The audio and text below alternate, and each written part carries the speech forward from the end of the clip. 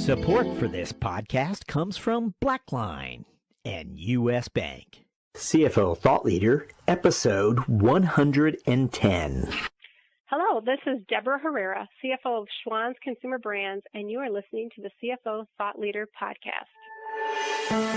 Today's most inspiring stories from today's most successful finance leaders. Join Jack Sweeney and today's CFO Thought Leaders.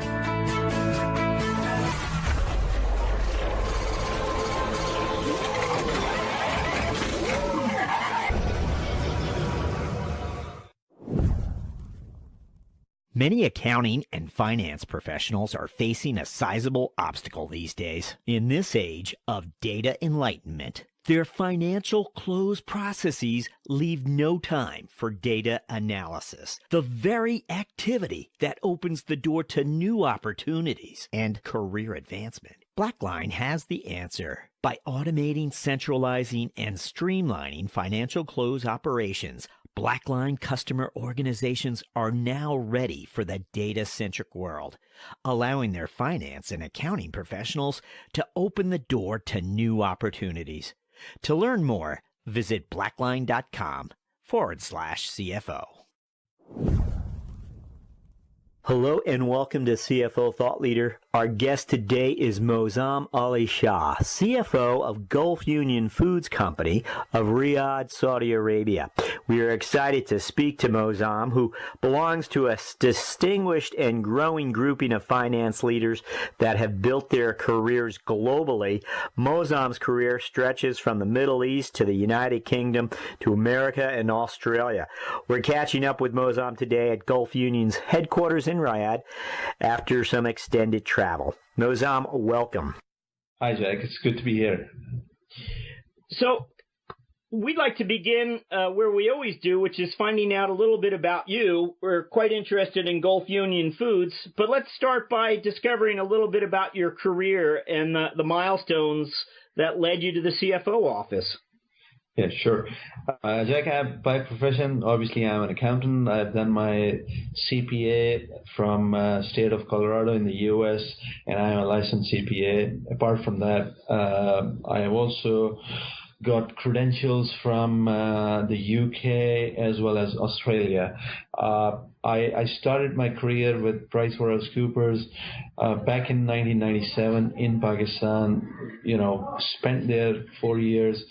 Got through my training, and from then on, I just started my international career.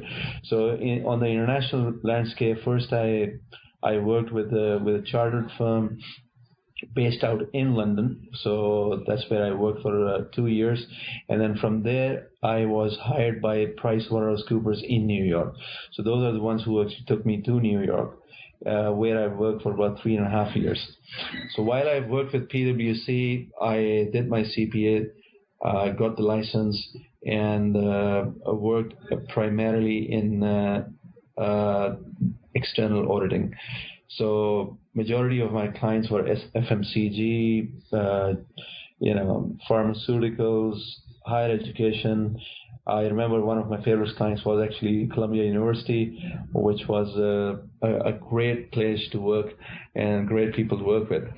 After that, I worked a little bit in Australia, and then I ended up in Saudi Arabia 5 years ago. So here I have been working for 5 years in industry. So I'm no more in audit. I'm working in commercial and enjoying some tax-free income. So tell us, along the way, you've really developed an interesting, I would imagine, sort of philosophy of finance, the global nature of all of what you've been involved in, and the travel that's a big part of, I imagine, what your year looks like. Tell us a little bit about Gulf Union Foods and the job you hope to create for yourself there. Sure. Gulf Union Foods Company is a group of companies which actually operate in the beverage manufacturing sector. So we are a manufacturing facility for long life beverages. So we make different types of long life juices, malt drink, and so on. We are headquartered here in Riyadh, in Saudi Arabia. We have got presence all over in the kingdom. We also have presence in terms of distribution facilities and selling facilities in the entire Middle East. So we control the GCC market through our branches that we operate in UAE, based out in Dubai, in Jordan, and in Egypt. Well, our total sales in a year is more than $200 million US, and we have 3 manufacturing facilities based out here in Riyadh. So I also work out of Riyadh, based in the headquarters, and we have, in terms of business, we have more than 250 SKUs, which are products, primarily beverages of different packaging types and different packaging sizes. We deal in carton packs, we deal in glass bottles, we deal in cans, and we deal in the plastic bottles, which we call PET bottles. So that's the size of the business, and a brief background of what we do at Gulf Union. What are some of the, and you mentioned some interesting numbers there, but what are some of the key metrics that, as the CFO, you're watching closely to make sure the company's growing the way you'd like? Yeah, obviously the business metrics is a quantifiable measure that is used to track and assess the status of a specific business process.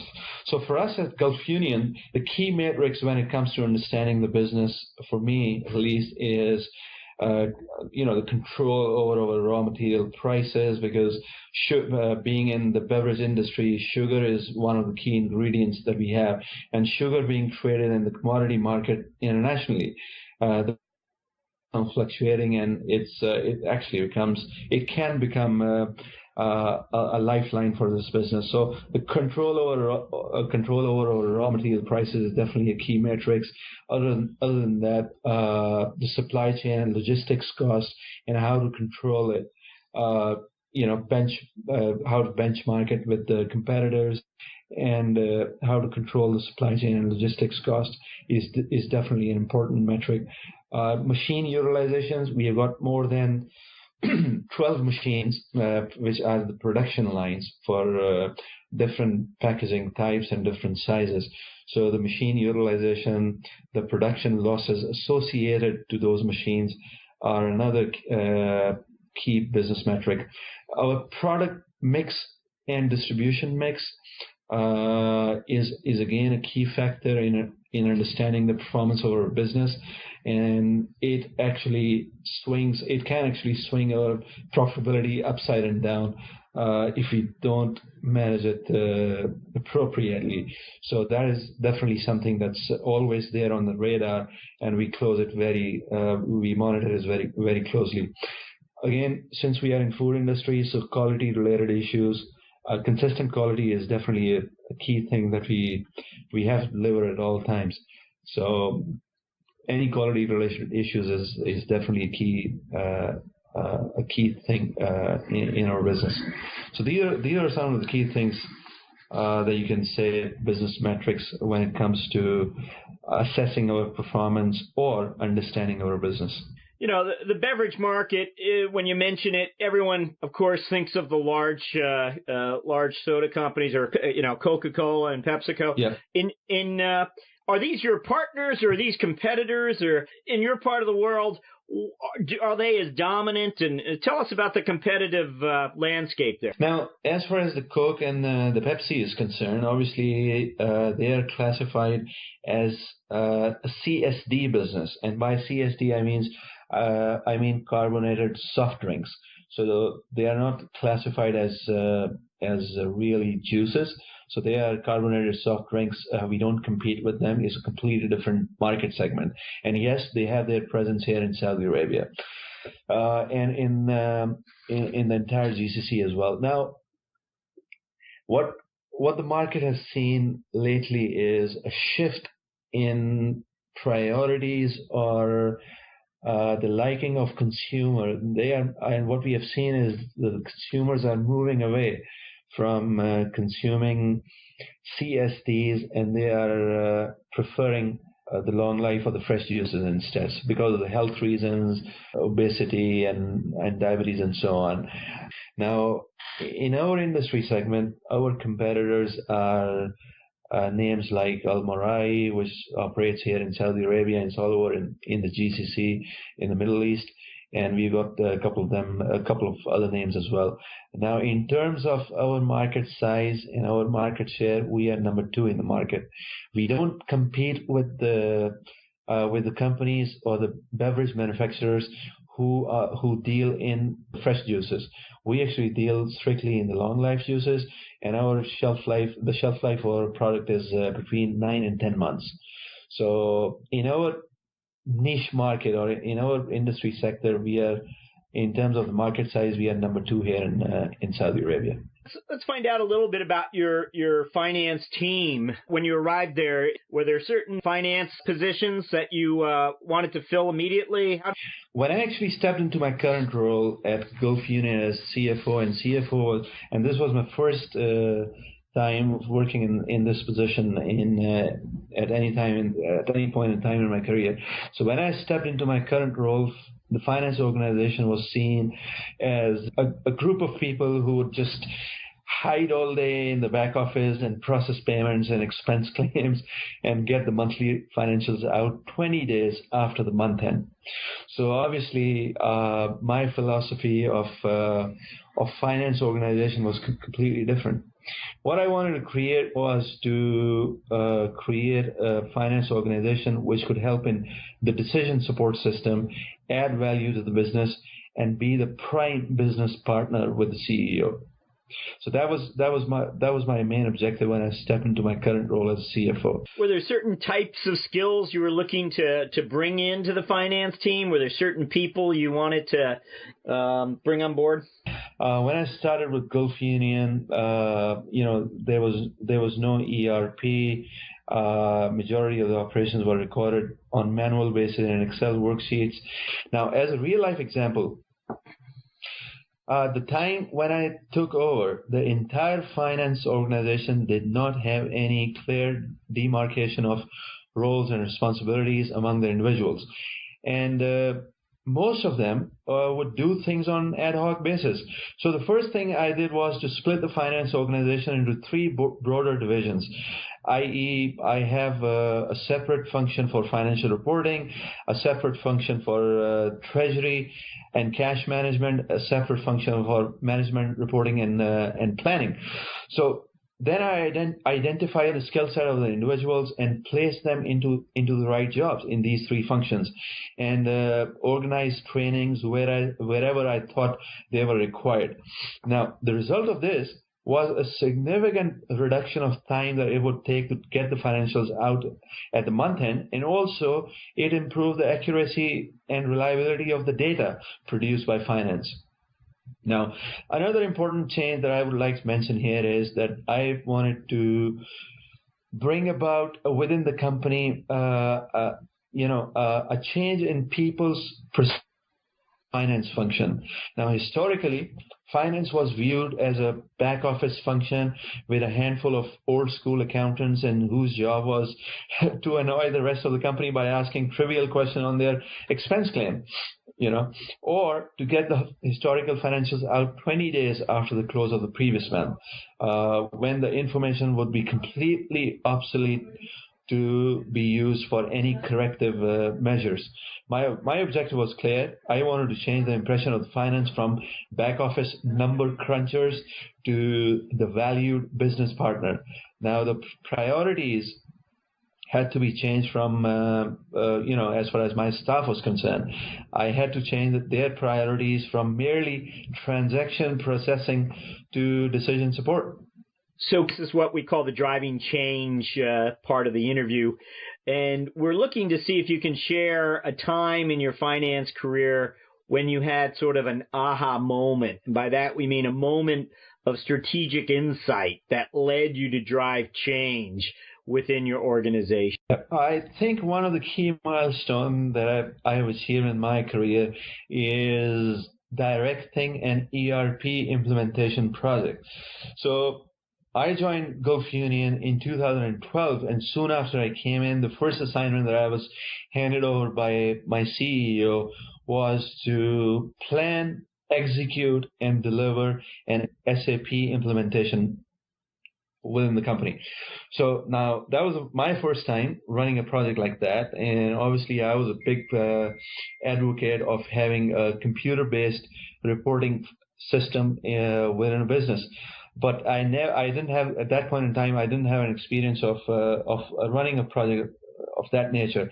So I planned that ERP project, which was SAP. Now, since it was not a finance project, it was actually a global project for the entire company. It was related to sales, it was related to procurement, to quality, to production, to maintenance, to engineering, to finance, to costing. So it actually dealt with people all across the company. So I had to create a team. I built a team. I pulled out a couple of people from each department, had a coordinator who was working as a buffer between me and the team, and then I put everyone from different departments, from different skill set, people from different backgrounds and with different skill set on one single platform, and our objective was to actually put the company on an ERP, which was SAP. So that was a really a unique experience, or as you have termed it, aha moment for me in my career, because stepping out of my current role in finance and different with people and dealing with different from all across the companies from different backgrounds, and taking the ownership of a project like that, a business project like that, not a finance project, was definitely a key milestone in my project. And I think it was also a key moment in my life when I dealt with change management. And I actually saw and experienced change management at Gulf Union, because a lot of people in the company from all across in different departments, they were used to working in Excel, completely paper-based environment. Now changing their mindset from paper-based environment to an ERP environment was obviously a big shift for them as well as for me. Well, we now come to the mentoring round part of our interview, and this is when we ask you several quick questions to allow you to offer advice to aspiring finance leaders. What do you wish someone had told you at the start of your CFO career? I think the main thing, I mean, I'll tell you my background. When I was not a CFO, and I was obviously I myself was an aspiring CFO, I used to view the job of the CFO in a completely different context than what I have actually practically experienced when I physically stepped into this role. My impression about the CFO role was that it's a guy or a character who can afford to wear some expensive suits and tie, come into the office whenever he wants, spends all day giving instructions to his staff, go into some fancy meetings, go on the business lunch and dinner, and life is glamorous. And when I actually stepped into this role, what I found out that all those perceptions were correct. It is a glamorous role, there is no doubt about it. But this glamour actually comes with a big price. And that price is a lot of hard work and a lot of commitment. I mean, I have to literally burn more midnight candles now in my current role than what I used to when I was a senior manager or a manager of finance in my previous job. I think for any aspiring finance leaders, the message is that it's a glamorous life, but that comes with a lot of hard work. Let me get specific with you for a moment in regards to the ERP deployment you were discussing just earlier. What do you wish someone had told you at the start of that undertaking, that deployment of the ERP software? I think commitment from the top. To run an ERP project, the key is the commitment from the top. And in our case, fortunately, I had all the commitment from the board of directors. I had all the commitments from my CEO, which was just transcended to different levels all across the company. Now, the second important thing that I've learned in this project was actually a dedicated team who could work full time on this project from with a representation from different departments.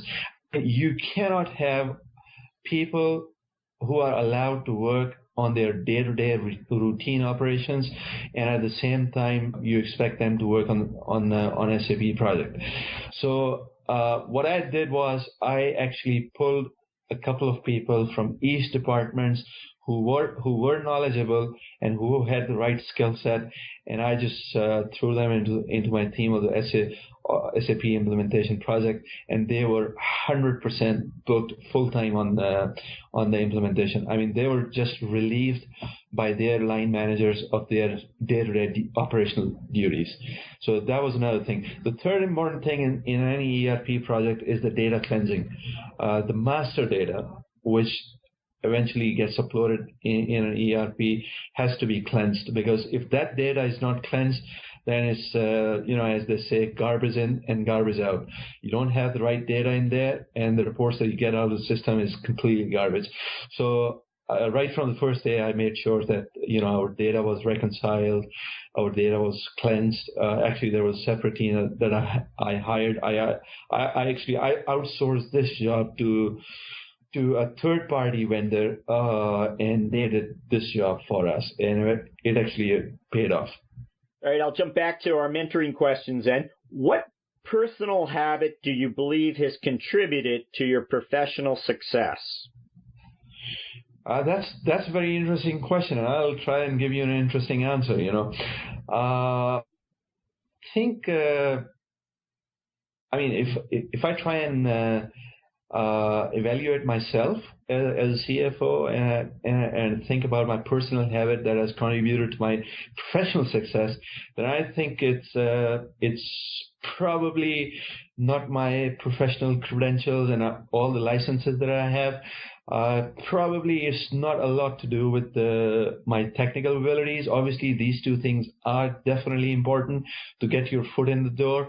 But what I have seen is that being sociable and the ability to make new friends and be at ease while communicating with different people from different backgrounds and different skill sets, not only in the professional life at work, but also in the personal life, is a key thing that I've seen, which contributes to professional success. And I'm by nature very sociable. So I got a lot of friends. I make friends very easily. I get along with people very well.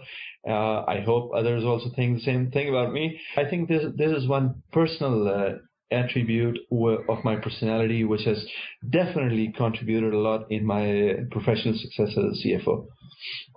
What is your favorite personal productivity tool or application?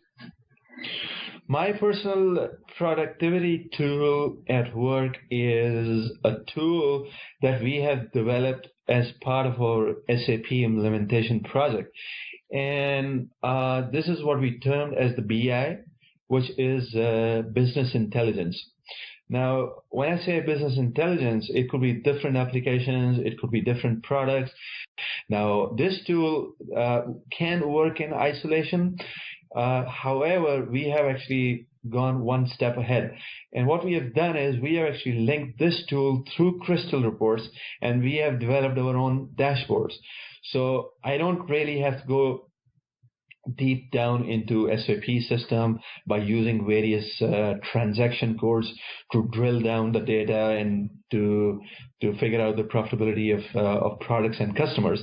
I just, with a click of a button, I can see profitability on my screen through the dashboards which we have developed with internally, with SAP. So this BI tool which we have developed in-house is my personal productivity tool at work, which I use on a day-to-day basis. And it's not only myself, the CEO and all the senior executives at Gulf Union make use of it.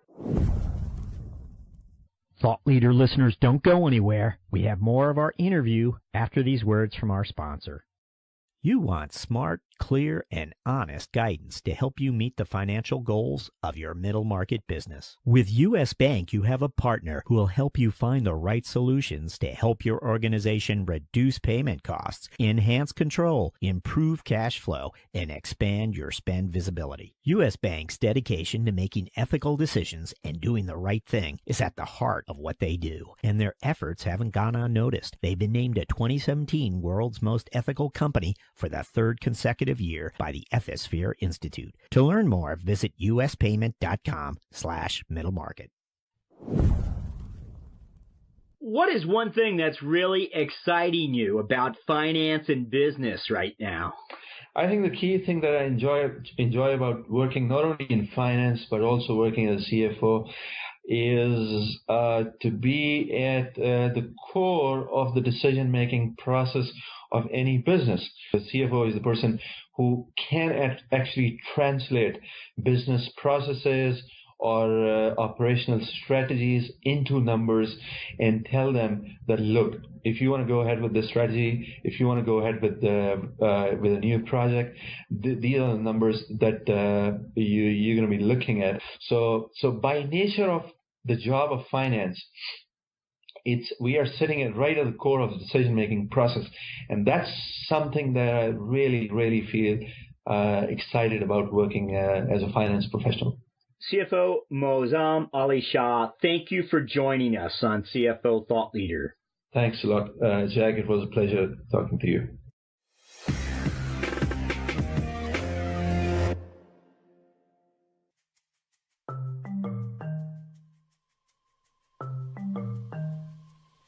Hi, it's Jack Sweeney.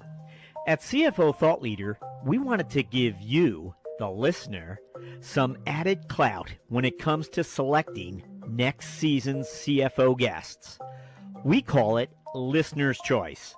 And in the months ahead, our Listener's Choice guests will enjoy some added box office clout as we advance the CFOs you most want to hear from into next season's CFO lineup. To learn more about CFO Thought Leader's Listener's Choice, visit us at cfothoughtleader.com or go ahead and email me at jack@cfothoughtleader.com. Hey, one last thing. It's no secret when we originated CFO Thought Leader, it was with iPhone users in mind. Android users, we have neglected you.